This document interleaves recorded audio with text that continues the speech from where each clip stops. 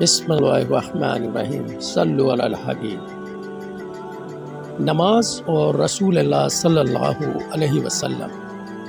اعلان نبوت سے قبل بھی آپ غار حرا میں قیام و مراقبہ اور ذکر و فکر کے طور پر خدا کی عبادت میں مصروف رہتے تھے۔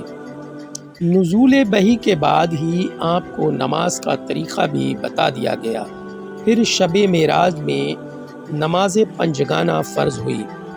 حضور صلی اللہ علیہ وسلم نماز پنجگانہ کے علاوہ نماز اشراق، نماز چاشت، تحیۃ الوضو، تحیۃ المسجد، صلاۃ الاوابین وغیرہ سنن و نوافل بھی ادا فرماتے تھے۔ راتوں کو اٹھ کر نماز پڑھا کرتے تھے۔ تمام عمر نماز تہجد کے پابند رہے۔ راتوں کی نوافل کے بارے میں مختلف روایات ہیں۔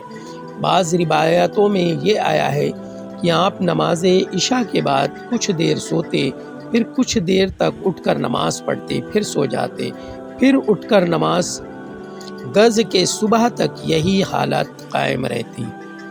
کبھی 2/3 رات گزر جانے کے بعد بیدار ہوتے اور صبح صادق تک نمازوں میں مشغول رہتے۔ کبھی نصف رات گزر جانے کے بعد بستر سے اٹھ جاتے اور پھر ساری رات بستر سے پیٹھ نہیں لگاتے تھے اور لمبی لمبی صورتیں نمازوں میں پڑھا کرتے۔ کبھی رکوع سجود طویل ہوتا، کبھی قیام طویل ہوتا، کبھی 6 رکعت، کبھی 8 رکعت، کبھی اس سے کم، کبھی اس سے زیادہ۔ آخر عمر شریف میں کچھ رکعتیں کھڑے ہو کر، کچھ بیٹھ کر ادا فرماتے۔ نماز وتر نماز تہجد کے ساتھ ادا فرماتے۔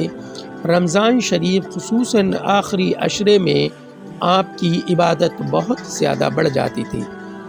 آپ ساری رات بیدار رہتے اور اپنی ازواج مطہرات میں سے بے تکلف ہو جاتے تھے اور گھر والوں کو نماز کے لیے جگایا کرتے تھے اور عموماً اعتکاف فرماتے تھے۔